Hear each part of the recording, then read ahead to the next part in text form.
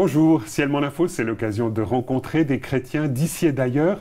Aujourd'hui, nous vous proposons de rencontrer un couple qui est impliqué en Égypte. Anne-Lise et Magdi Saber, bonjour. Bonjour. Bonjour. Alors, vous travaillez comme pasteur, si on peut risquer le terme, en Égypte, et votre fils a dernièrement sorti un documentaire vous concernant. Alors, Anne-Lise Saber, qu'est-ce que ça vous fait de savoir que votre fils, Christophe, a sorti un film, La Vallée du Sel, qui vous est directement consacré? Je suis dans la joie et je suis fière de notre fils Christophe qui a fait un tel film. C'est vrai qu'au début, quand il a commencé à filmer, je ne savais pas, je ne m'imaginais pas que tout ça allait aboutir en un grand film de plus d'1 heure qui s'appelle La Vallée du Sel. Magdi Saber, lorsque vous avez l'occasion de parcourir la Suisse avec ce documentaire, de répondre aux questions aux gens qui voient le film, de voir à nouveau vous-même ce film, qu'est-ce que ça vous fait? Je trouvais quand même les Suisses, ils sont tellement sensibles à toutes les difficultés des chrétiens, toutes les pressions, les discriminations. Les gens, ils sont tellement sensibles. Même s'ils ne sont pas vraiment dans la foi, ils posent des questions. Et ça me fait plaisir que les gens ils sont concernés par l'Église du Moyen-Orient et en Égypte. C'est très intéressant de voir, spécialement dans les cinémas. Ce n'est pas des gens qui vont à l'Église, pas mal de gens qui ne vont pas à l'Église dans les cinémas. Mais ils ont quand même des questions importantes sur l'Église et sur les chrétiens du Moyen-Orient. J'ai assisté dernièrement avec vous à une projection et j'ai été très frappé de voir l'émotion qui était la vôtre à l'issue du film. Chaque fois que vous revoyez ce film, vous êtes touché très profondément? C'était un temps très difficile, mais un temps que nous, on a pensé que ça va aboutir d'être mort. Et puis, tout ce qu'on a fait, ils ont dit qu'on va brûler votre centre. Alors, chaque fois qu'on vit, ça reste encore le moment qui était très, très difficile. Alors, je vous propose maintenant de voir un premier extrait du film La Vallée du Sel. Je m'attendais à ce que ça arrive un jour. Ma mère est suisse, mon père est égyptien. Ils se sont connus en France, alors que ma mère suivait une école biblique et que mon père y cherchait du travail. Après leur mariage, ils se sont installés au Caire, et c'est là que j'ai grandi avec mes 2 sœurs. Ma famille est chrétienne.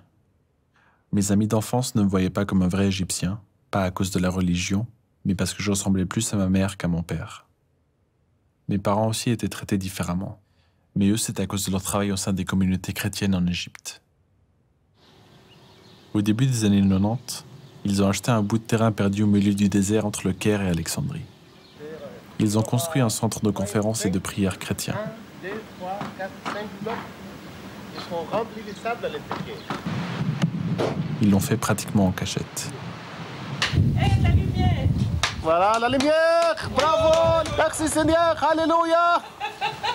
Alléluia!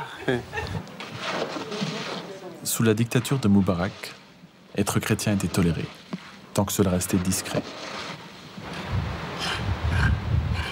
Je ne sais pas combien de fois ils ont reçu la visite d'un bulldozer venu détruire le chantier. Je me souviens que la police venait chercher mon père à la maison, pour des interrogatoires interminables. Il était souvent bloqué à l'aéroport du Caire, pendant que le reste de la famille prenait l'avion pour la Suisse.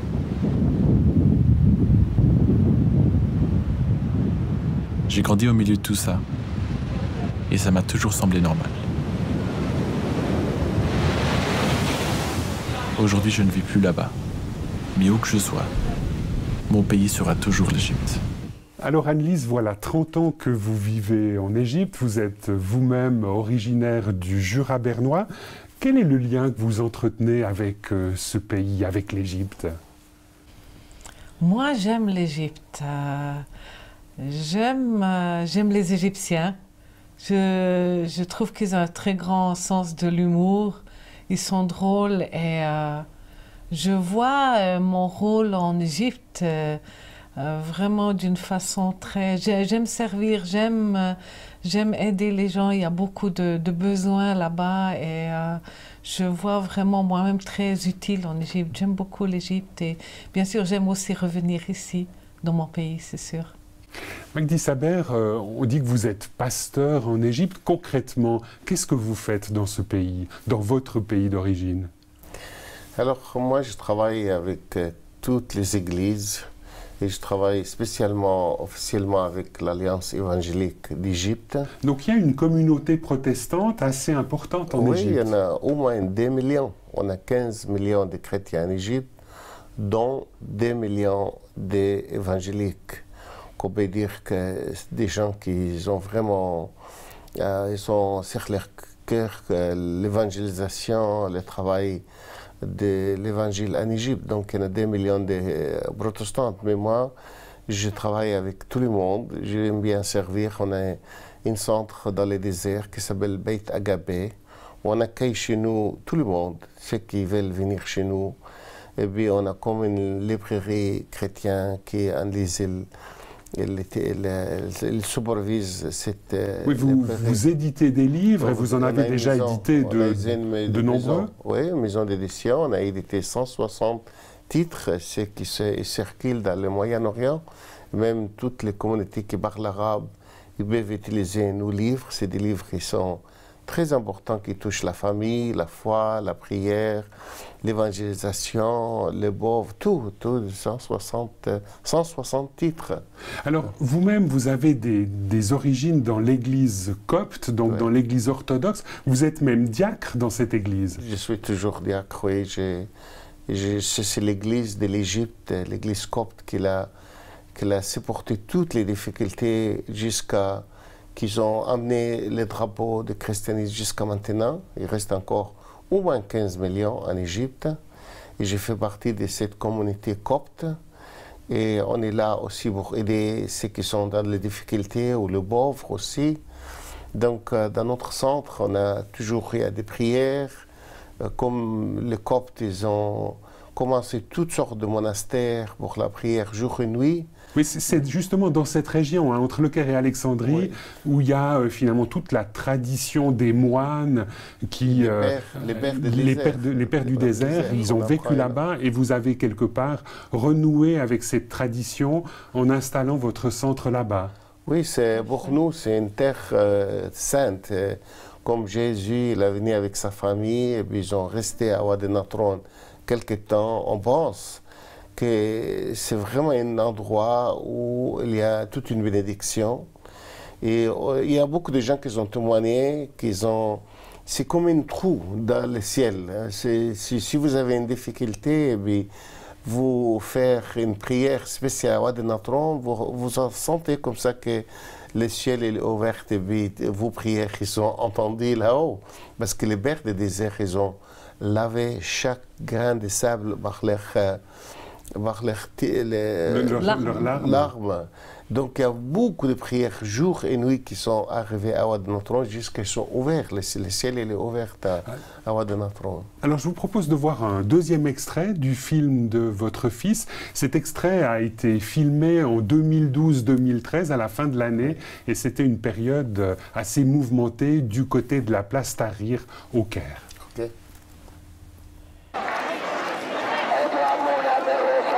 6 mois après l'élection du président Morsi, le peuple égyptien est de nouveau à la place Tahrir et se prépare à une nouvelle révolution. Ma caméra attire très vite beaucoup de monde et une petite foule se forme autour de moi. Tout le monde a un avis et tous veulent s'exprimer. مجدي صابر منين؟ من المعادي. ايوه لا يعني تابع جهه معينه ولا خاص كده خاص قناه كده يعني بدرس السينما. نعم بدرس السينما. حلوين كده ماشي حلوين للكلب اللي مساكنا ده. اتفضل يا باشا. بص يا مرسي احنا دفعه 73 بدون خطا بدون ما نغلط بس نغلط يا عم يا مرسي انت بعت 4 انت وبديع بعت 4 تنفار قتلوا واحد الساعة 5 الليلة دي وطاروا هتبقى انت طار اللي مات ده الليلة دي في الميدان هتبقى انت واني من بلدك الشرقيه. وهعرفك يا مرسي احنا مين. الميدان فيه رجاله ولا الاخوان اللي فيه رجاله؟ البلتاجي قلب القوه، البقاء للاقوى. هنوريك احنا مين الاقوى، احنا الاقوى بالله بربنا بس. البلد دي بلد المصريين المحترمين، مش بلد الاوساخ اللي هم بتوع القتل وبتوع الاغتيالات والقتله الارهابيه. مش هتمشي على شعب مصر. Annelise Saber, comment est-ce que vous réagissez quand vous voyez ces images? Ces images ont été filmées lorsque le président était M. Morsi et les frères musulmans étaient donc au pouvoir à ce moment-là et la situation des chrétiens a été assez délicate pendant pas mal de temps. C'est vrai qu'on a eu un temps difficile et beaucoup, d'ailleurs, les médias ont relaté ça, beaucoup de chrétiens sont partis. On a entendu un chiffre que plus de 100 000 chrétiens, des pasteurs, des leaders sont partis durant ce temps difficile. Pour moi-même, c'est vrai qu'on avait des craintes, mais tout de même, on n'a jamais pensé de partir. On veut rester loyal envers la famille, nos frères et sœurs, le corps de Christ en Égypte. Magdi Saber, c'est pendant cette période que votre vie a été menacée. Comment est-ce que ça a commencé? Je crois le fait qu'il n'y avait pas tellement de sécurité, parce que la sécurité en Égypte, dans le temps de Moubarak, il parlait de 2 millions qui travaillent dans les ministères de l'Intérieur. Et puis tout d'un coup, tout ça tombé, tout ça s'est complètement déchiré. Alors, il n'y avait pas assez de sécurité.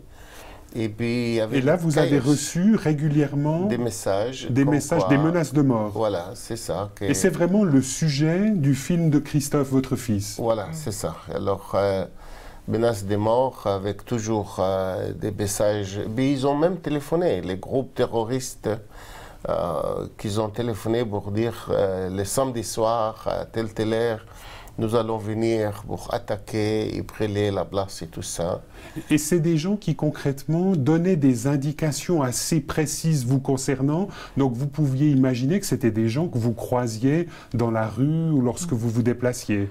On a imaginé beaucoup d'imagination, mais c'est vraiment des êtres humains qui ont voulu nous faire peur. Au début, c'était très très difficile, mais quelques semaines, parce que cette histoire, ça durait au moins 2 mois.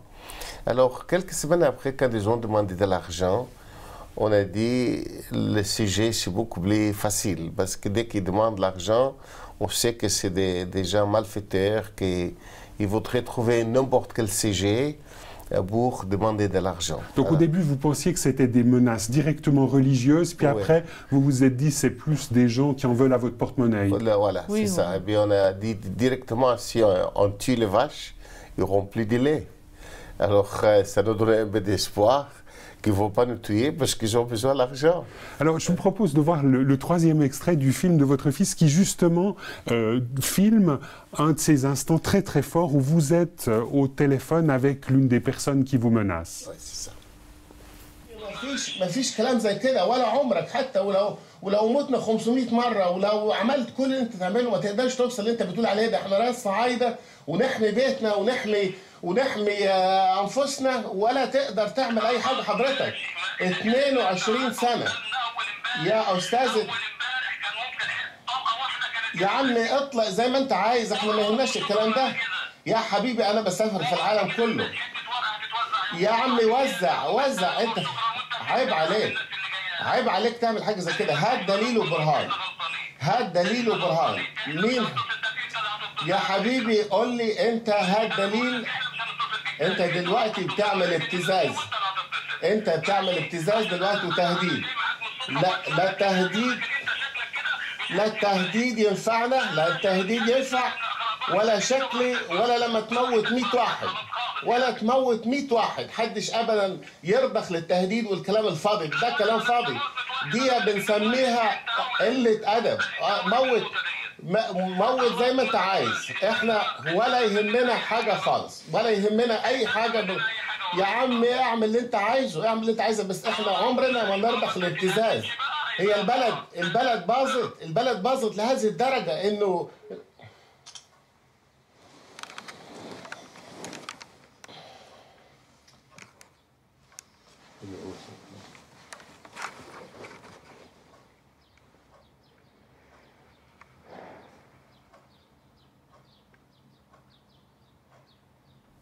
Magdi Saber, quand vous voyez négocier, discuter avec cet interlocuteur au bout du fil, qu'est-ce que ça vous fait?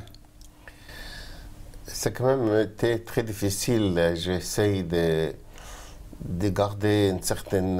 je suis solide devant tout ça, mais je suis allé avec Anne-Lise vers une grande colonel de la police et je montrais tous ces messages et tout ça. Il a dit c'est très dangereux, c'est des gens qui sont sérieux, ils vont les faire, ils vont passer à l'acte. Alors, mais en même temps, à l'intérieur de moi, il y avait une force où je ne suis pas peur.